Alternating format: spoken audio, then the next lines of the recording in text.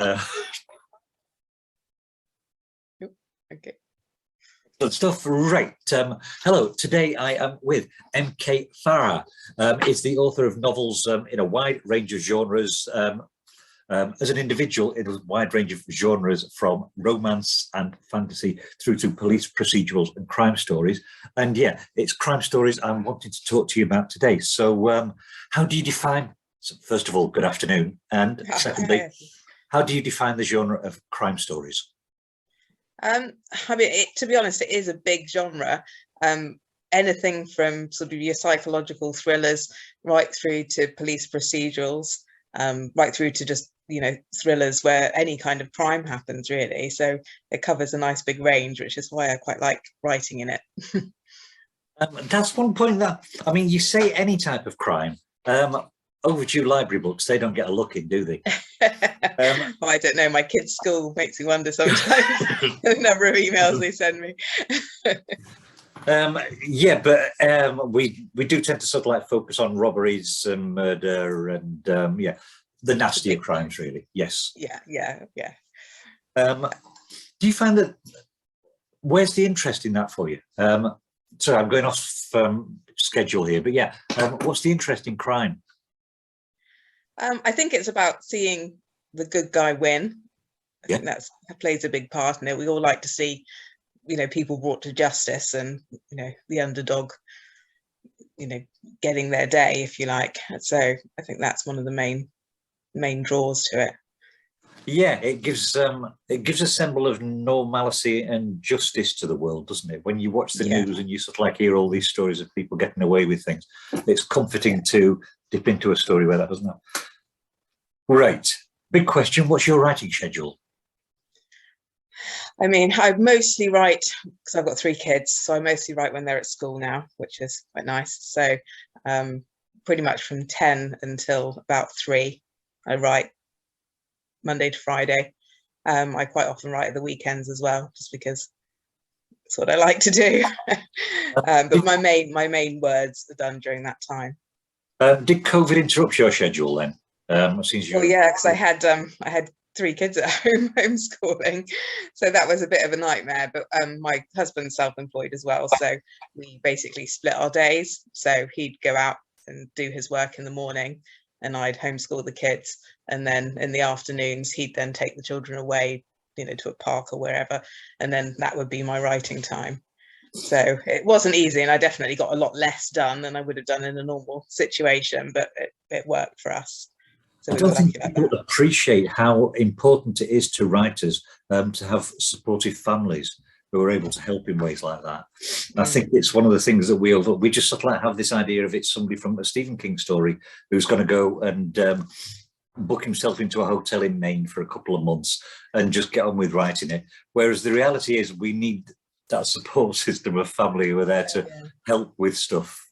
Yeah, without a doubt. So for you, which is most important? Is it plot or is it character? Oh, character, without a doubt. Even with my police procedurals, where it's, if you read through them, they're pretty plot heavy, but I don't plot. I'm not a plotter. I kind of have an idea for a story, and then obviously with my series, it's got reoccurring characters in it, so I already know who they are, and then I feed in lots of other characters as I go through, and sometimes I don't even know who those characters are until they kind of pop up. But I've tried plotting and it just doesn't work for me, so I just I do my own thing. And I think that's the way it should be as well. We sort of like, we try these things, and if it works, yay, I found a shortcut. If it doesn't, in that case, I'll carry on doing what I did before. So yeah, character. I'm waiting for somebody to say plot, because then I can sort of like, oh yeah, that's what my PhD's in, right? So what piece of writing advice would you give to anybody who's just starting out? Writing advice, I mean, get something finished would be my main thing. Even when you feel like you're just writing absolute nonsense and you absolutely hate what you're doing, just get to the end, because you can always go back and fix it. But until you've actually got a beginning and a middle and an end, you don't really know, if you've got something that's worth working with. Yeah, I fully agree with that, actually. Yeah, the whole notion of get something finished. I saw somebody on Facebook the other day who put that they were just on the verge of finishing the first draft of a story, which was absolute rubbish, but they didn't mind that because it was the first draft and they were going to be able to tidy it, they were going to be able to polish it and put in all the tweaks that make it good. So I think, yeah, getting something finished is so, so important. Who do you read for pleasure? Do you know what? I read across all genres. I'll read like a thriller book, and then I'll read a romance, and then I'll read a horror, and I completely mix it up. I mean, sort of old school going back, I kind of grew up on Stephen King and Dean Koontz and those guys. Now, Lisa Jewell, I really like Lisa Jewell. God, who else do I read everybody. Yeah, just a big mixture of people, really, whose names have all completely gone out of my head. Do you think that feeds into your own creativity, the fact that you're reading across such a broad spectrum of genres?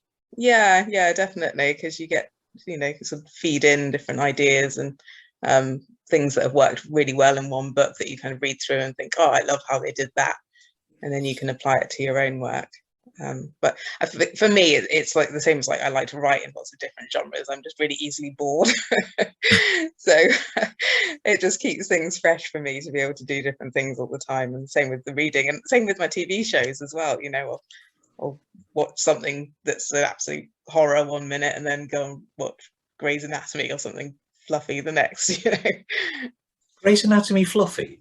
I'd always been off. It looked like body parts and things. And well, my idea of fluff. Right. So, as you mentioned before, you're the author of series fiction that includes the D.I. Erica Swift novels and the Crime After Crime series, which you've co-written with M.A. Comley. Is it Comley or Comley? Comley. Do you think the creation of series fiction takes a different mindset to the creation of standalone pieces? So I think it's different when you're looking at crime books, because with crime book series, you can make each book like a standalone story. So even though you've got the interconnecting characters, where obviously they're reoccurring and they're ones that link the series together, you can have each story as its own independent story with its own individual characters.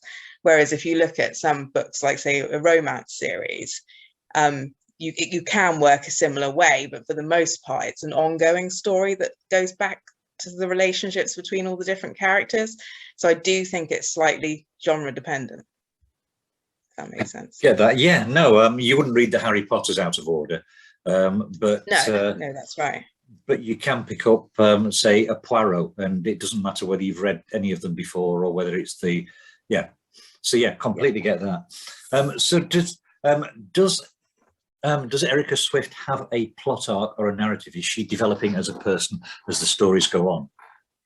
Her personal life does. So not so much her career, because she's a detective inspector. She's sort of fluttered with a bit of a promotion and didn't like it and went back again.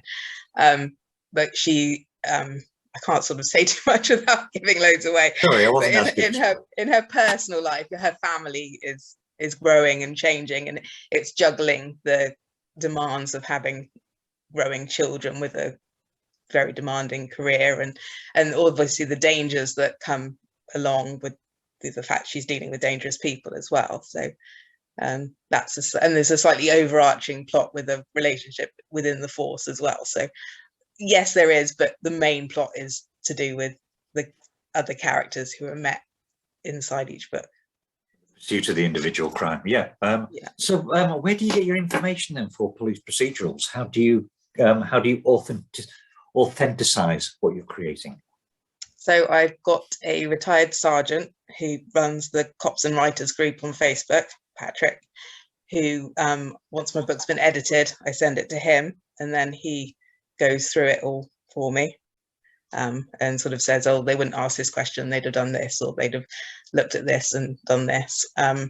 There's other really great Facebook groups. So there's a trauma fiction Facebook group, which I've literally just posted in asking a question, where they do all the kind of forensic side of things, which, is really, really helpful as well. Graham Bartlett as well has helped me, who is a police advisory he's got books coming out as well. So there's a whole range of people out there who are more than happy to help, which, you know, is great, because it helps my confidence as well, because I have zero background in anything like that. But to say that you've got zero background, I mean, to have the courage to write something that's a police procedural and then have people just sort of like saying, oh, this bit needs a tweak and that bit needs a tweak. But that's one hell of an achievement. I'm just so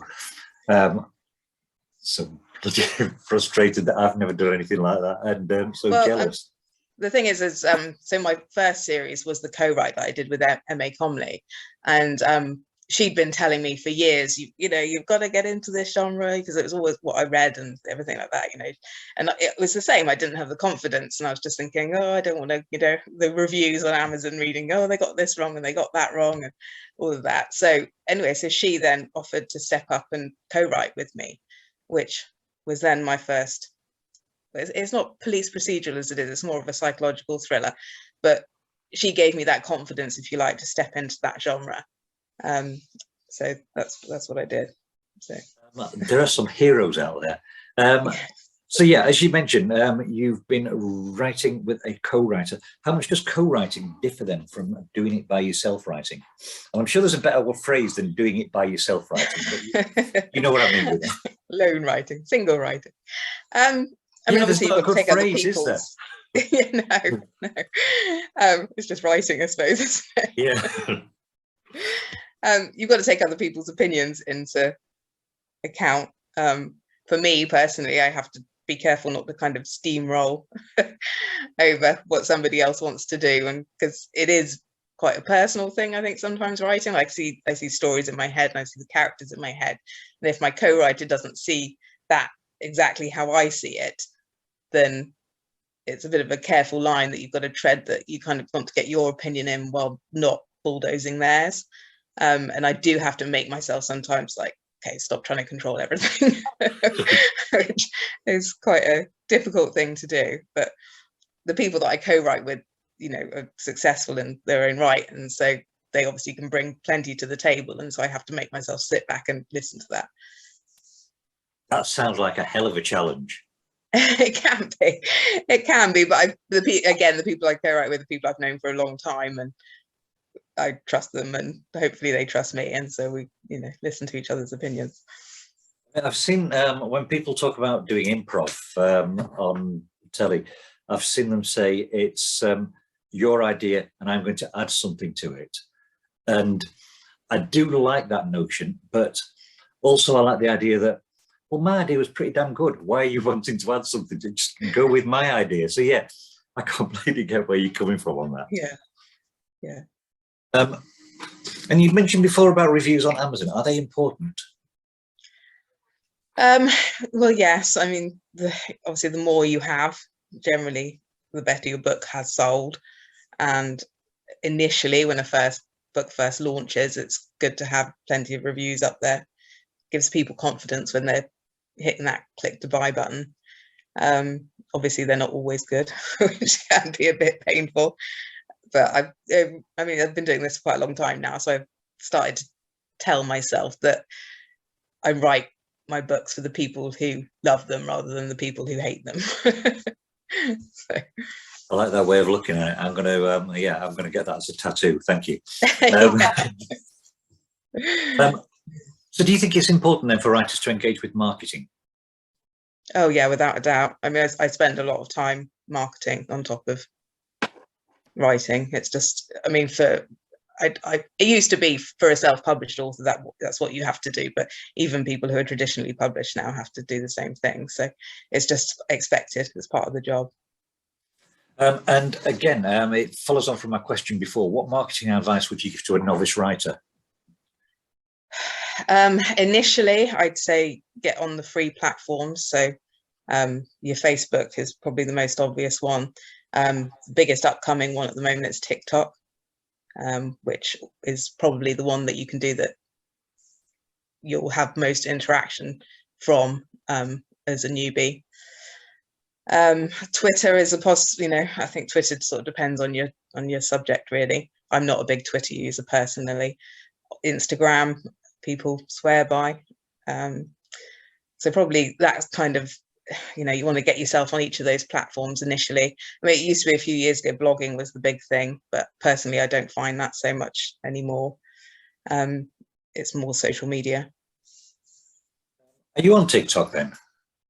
Yeah, I've more for the other genres. It's an easier sell, but I have got a TikTok that I've set up for the M K Farrar books just recently. And yeah, I try to post every day. Right, you just made my life a lot more difficult. I've got to find out what bloody TikTok is now. So right, yeah, I think that's brilliant advice, actually, the whole notion of building a platform. And yeah, it doesn't just work for independent authors, does it? It works for larger authors in a way, almost as a segue into getting published traditionally. Yeah. So, as we said, you write for a variety of genres. Do you compartmentalize your writing to make it easier to approach the correct audience for a piece of work? How do you mean? I mean, at the moment, I'm talking to M K Farrar rather than one of your other names. Yeah. We're talking about crime writing. Do you find that it's easier to sort of like think of yourself that this is an M K Farrar discussion and it's about crime writing, therefore it's not going to overlap into anything else? No, not really. I think there's a big crossover.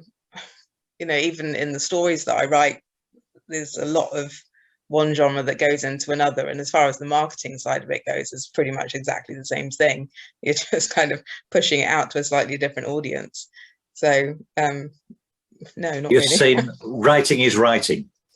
Yeah, pretty much. I mean, I suppose if I was writing like a non-fiction or something like that, it would be a different situation. But I mean, I've got plenty of readers I know who will read what I write no matter what genre I write. I mean, I don't particularly hide that I write in different genres or anything like that. So no, I wouldn't say I do particularly I can't even say the word. That's why you won't say it. Final question. What are you currently working on and where can we find more of your work? So I'm currently going through edits from my editor of book 3 in a crime series, which is D.I. Ryan Chase, and that will be out in March. And I'm literally just this week about to start a brand new co-write in one of my pen names, which is quite exciting. My work, Amazon is the biggest place for my crime books. Yeah, and they're audio and ebook and paperback. M K Farrar, thank you so much for your time. You're very welcome. Bye.